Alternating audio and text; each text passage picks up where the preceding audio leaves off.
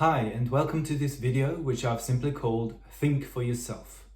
I meant to produce this video months ago, but now that we are in the middle of the coronavirus crisis, I think this video has become even more important. I feel that as a citizen, I have the duty to speak out, to speak my mind, and to encourage other people to think for themselves. Why? Well, look at the situation we find ourselves in. We are in the grip of mass hysteria and mass insanity. How easy has it been for governments all over the world to scare us into submission and compliance, and for us to even agree to and demand the most draconian and inhumane measures? Hardly anybody seems to question what they're being told by their governments and the mainstream media, no matter how unreasonable, sensationalistic, irrational, or downright insane it is. So yes, I am worried, but I'm not worried about the virus. I'm more concerned about how easily many people become the victims of propaganda and allow themselves to be fooled into believing a specific narrative. And I'm not just talking about COVID-19 here. I'm also talking about the climate emergency issue in particular, but also the war on terror, the war in Iraq, 9/11, the obesity crisis, etc. I say we should all use our brains and think critically. I think as citizens we have a duty to think for ourselves. Otherwise, we may well find ourselves living in a truly Orwellian world one day. Right now, it seems like we're already halfway there. So it's really time to wake up, all of us. I have to admit that for many years, I myself was in the grip of mainstream opinion. And that was the mainstream opinion on climate change.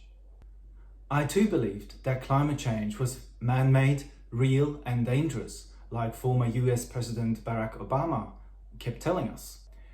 I was convinced that the science was settled, and I believed that the majority of scientists agreed.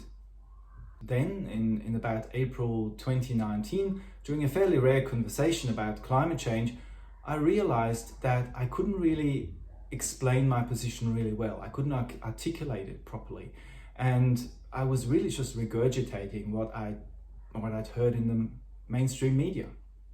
But that conversation reminded me that I had a mind of my own, and so I became curious and I started researching this really important topic.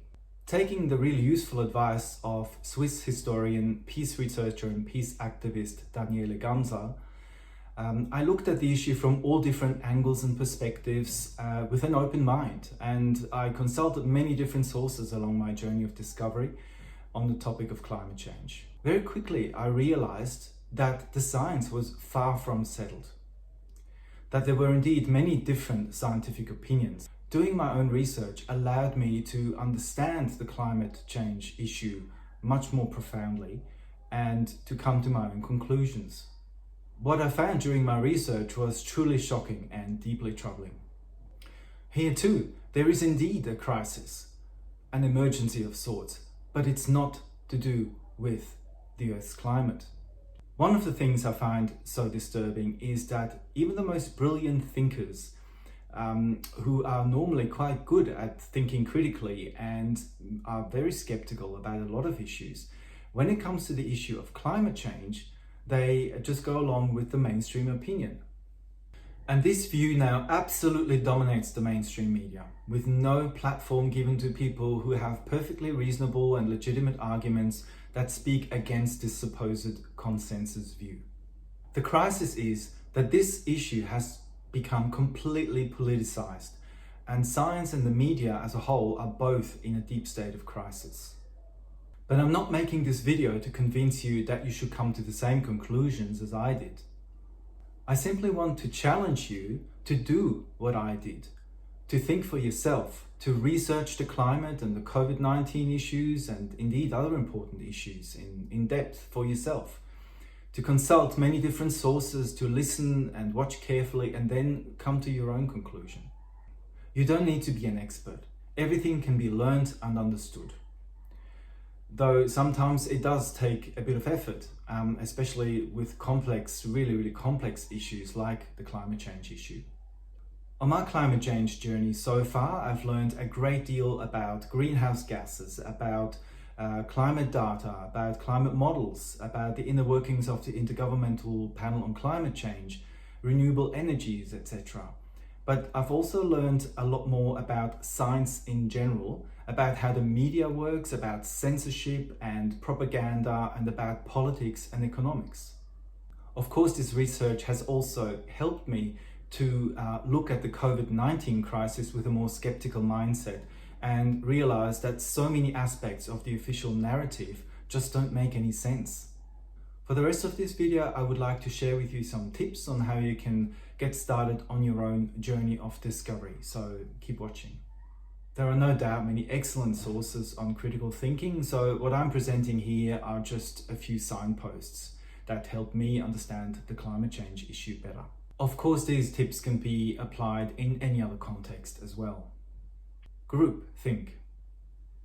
Groupthink is an ever-present danger. It's easy to go along with what most people seem to think or believe. Staying in your own thought bubble by only listening to people you know and trust is comfortable and reassuring, of course, but it's also extremely limiting. So think beyond your own comfort zone. It's okay to be uncomfortable, and it's okay to revise your stance on an issue. So be brave and get out of your bubble. Confirmation bias. We naturally tend to seek out information that confirms what we already believe to be true. To challenge ourselves and discover the truth, we need to keep an open mind and consider alternative and even opposite arguments. Of course, doing so could in fact confirm what we already believe, but at least we have looked at other arguments and we can be satisfied that we're not just a victim of confirmation bias. Multiple sources. Do not only rely on one or a few sources that you know and trust. Also, at least every now and then, consult sources that favor the other side of the debate, sources you're unfamiliar with, or even sources you might normally distrust. It's fine to watch your state or privately sponsored media channels, but also listen to alternative media outlets which some people might denounce.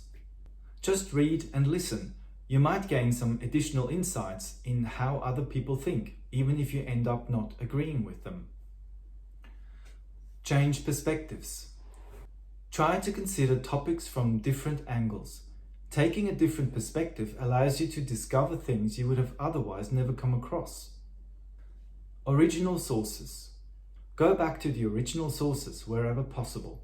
If someone is reluctant to share their source data, you're justified to at least ask, what do they have to hide? History has much to offer, even for scientific inquiry. If claims are made about the past, check incorruptible historical sources. Newspapers and original documents are often a treasure trove of what people used to think, experience, and record.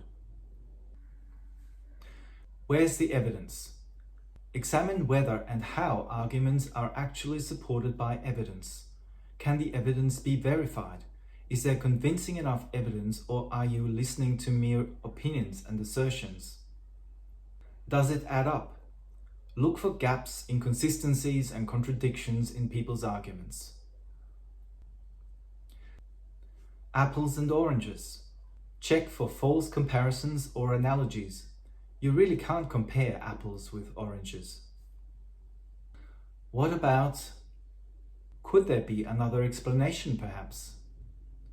What if, ask yourself, what if the opposite were true? The bigger picture.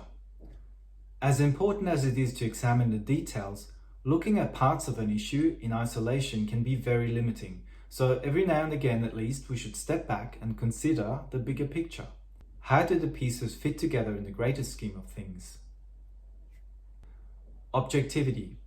It's impossible for anyone to be truly objective. Ultimately, everyone has an agenda. We're all influenced by our own worldview and our beliefs. But everyone, especially scientists looking for truth, should try to be as objective as possible and above all, adhere to the scientific methods. What's at stake? Check for, often hidden, agendas. Everyone has their reasons for doing and saying the things they do and say. Follow the money. For example, ask yourself, who benefits and how might they benefit?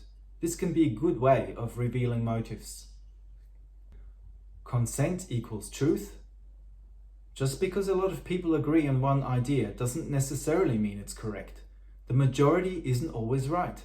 For example, for many years it was generally thought that the obesity crisis was caused by eating too much fat, and a large number of food industry-sponsored scientists persuaded governments and the entire population to eat foods high in carbohydrates and low in fat. It was the widespread wisdom that to this day is haunting humanity, a belief that is difficult to get rid of, although it is now clear that the excessive sugar consumption is and always was at the core of the obesity issue.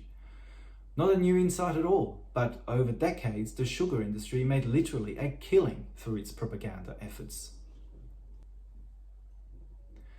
Correlation equals causation. Correlation doesn't always mean there is causation. There could be other factors that need to be taken into account. Lies, damn lies, and statistics. Statistical data can easily be manipulated, for example by selecting only a certain sample of all the available data or by being selective about the time frame. That's called cherry picking and is surprisingly often used. Fear and propaganda. Propaganda is often spread by playing on people's fears and defining a common enemy that people can rally against. Watch out for those signs. Think for example of the war on terror the US government started in the wake of 9/11. Or 9/11 itself. The official story is riddled with obvious lies and cover-ups. Repetition equals truth. Language matters. Just because a message is repeated over and over doesn't necessarily mean it's true. Also watch for particular words and phrases that are repeated ad nauseam, particularly loaded words that aim to belittle, denigrate, or exaggerate. Too easy, too complicated? Watch for oversimplification, overgeneralization, and conversely for attempts to overcomplicate and obfuscate things. Experts say. When you read sentences that contain the phrase experts say or scientists say, etc., be suspicious, very suspicious. These short and innocent-looking phrases purport to lend authority to a statement. You should be immediately wondering who these so-called experts or scientists or specialists really are. Don't fall for the fame factor. Just because someone famous says or believes something doesn't mean they are right, and you have to believe it too. Remember the W's. Finally, remember the main question words: who, where, why, when, what, and how. They are always a good starting point. So, go on. Be a citizen. Be inquisitive, curious, and skeptical.